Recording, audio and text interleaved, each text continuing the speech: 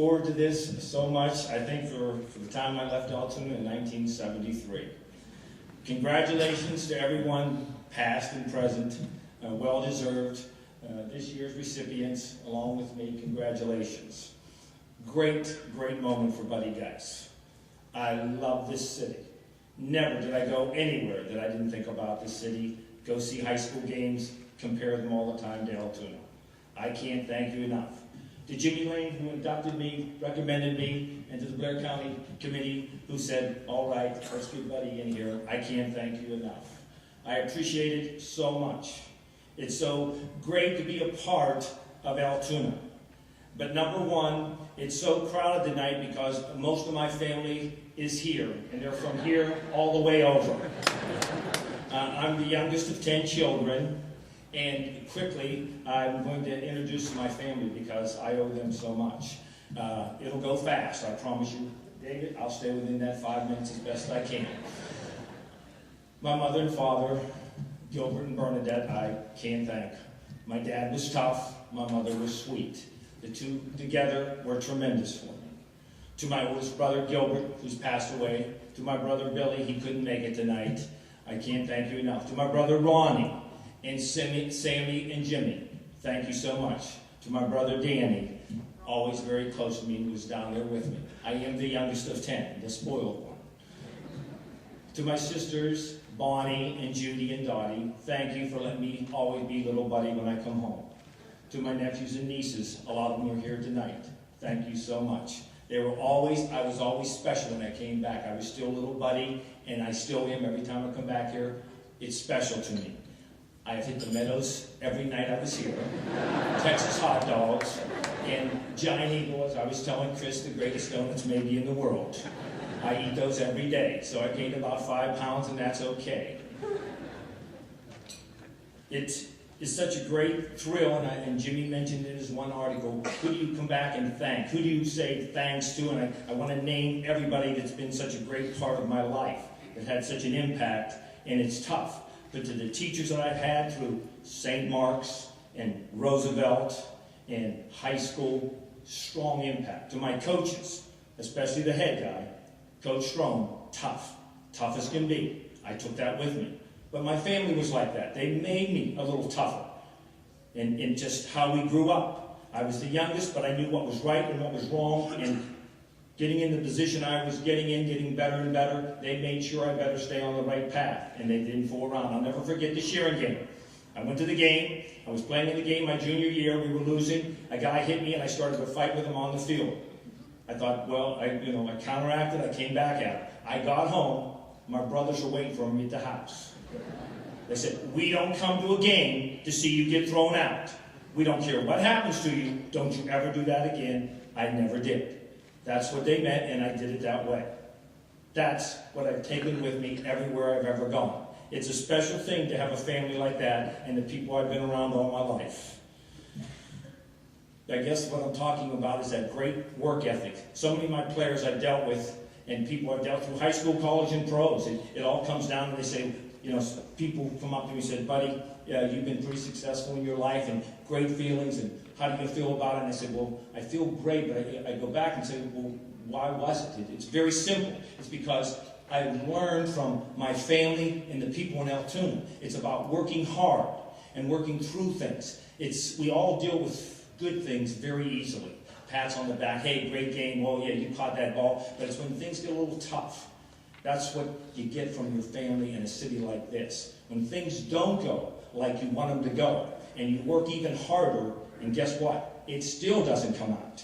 And then you even work any harder, and you keep putting more into it, and sometimes it still doesn't come about, but you keep saying, no, it's going to come.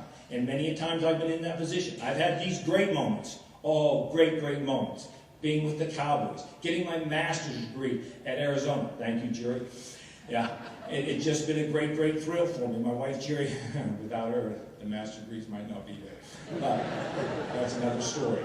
But again, it's just so important that I had this background here, that everywhere I went and the people I dealt with, and it becomes so important to you and say, well, how did it come about? Well, it's easy. It's Altoona and the people you've dealt with. It all came from my family, the people of Altoona, my teachers, my coaches. And I go back to that, and I see it, and I see it. I said, this guy's a lucky guy. This buddy Geis is a lucky guy. Now, Jim Young told me one time what luck's all about is when preparation meets opportunity. And I never forgot that. You be prepared, buddy, because it's going to come. And just always be prepared and just keep working, and things will come about for you. And it always has. And I believe that to today. I'll just keep on going. I'm very happy with what I'm doing down there, working in different clinics and that, and seeing how it's all going to come about. I want to say this. Within my family in the Altoona, I have my own family. I left here at 23 years old, took off, and Jerry and I, my wife, we took off for Arizona, my first job in college. We got out there, we had a son, Adam. Adam went on to go on to Duke. He played baseball and football. He lettered 4 years at Duke in baseball and 4 years in football. Very, very proud of him, and graduated in 4 years from the #1 academic school in the country that year. Now, everybody that knows me right now, they're leaning to someone saying, he did not take after Buddy. There's no way possible, and he didn't.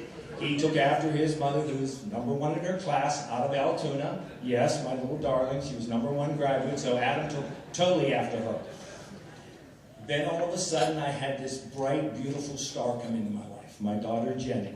Yes, she's exactly like Buddy, which scared me to death. I was with the Colts at this time, she chose IU. Why? It's the #1 party school in the country. That's Jenny. Yes, very, very much. But a good girl. She's a nurse right now. My son is a head football coach. From the time he left Duke, he became a head coach. Several times in between my jobs, I've been out of the job, and Adam said, Dad, I'll interview you, but I can't promise you anything. And that's how it went. And yeah, I've gone to some of his games, and I've been always very strong in the passing game, and I'd go to one of Adam's games, and he would maybe throw the ball twice. It was the hardest thing for me to ever sit for my son, Earl Strom. I said, I can't believe this has happened to me again. But it's been spectacular. I guess talking about my family, and then I'm going to tell you a really great story, a true story. Altoona has been so great to me, and sometimes too great, because this is a true story, and I love true stories. It's about one time, we know how close the homes are in Altoona. I walked from this home to the home right over there. And while I was walking, I was still a single guy, very much in love with this young lady. I said, if I can see one shooting star, it has to be her. True story. I saw 2. I said, I got me an angel. I did get me an angel, right down there. And it's amazing how lucky I've been in my career, the people I've met. Sterling, who could not even catch a football till he came with me. So I worked very, very hard in working with a guy like him. He said some very nice things, and it's about the truth. We got along so well in my first NFL job. It was just a great moment for me, because when I first got there, I started trying to be someone else, and I couldn't do that. I said, I have to be Buddy Geis, the guy that coached at Altoona. And when I started just coaching like me and letting him see what I was all about, it became very easy. Because within me, it will always be, like Jimmy always points out, it's my enthusiasm, but it's my love of what I'm doing. So many times, I'll never forget, I'm in Dallas, and Jerry Jones, my second year, he offers me this amount of money. Well, I about want to say, whoa, hold on, I don't need that much.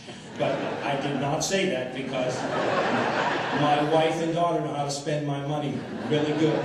So I just shut up, and I said, whoa, he could pay me a quarter of that, and I would do this job willingly, because I loved what I was doing. I'm very, very fortunate to say I did all of my life so far, and I'm not done, doing exactly what I was born to do. I love coaching kids, and there have always been kids, whether it's high school, college, or pros. I think as a coach, you must find the best out of that kid. I don't know if he's going to be the best, but my job always, I felt, was I'm going to make him the best he can be, that he'll never come back and say, hey, I could have been better if you pushed me. I remove that doubt. I don't believe you have to be negative. I never coach negative. I've always coached in a positive way, because I want to give them honey, but I want them to listen to me. I want them to always pay attention to me. I said, you bring 2 things to me all the time, and you'll be successful. 2 things that you're in control great effort, and a positive attitude. I'll give you everything else. Together we'll be committed, we'll be determined, the knowledge will come, I'll give you incredible confidence, and you have that passion for the game, and you'll find out how good you are. I believe that's what a coach is all about. Bring the best out of that person, whatever that is. I know I've probably gone over, and I'm going to shut up here real quick, and I promise, David, but I can't thank you enough of all the places, Dallas, Arizona, Indianapolis, Green Bay Packers, all tremendous. Nothing is greater than this moment tonight.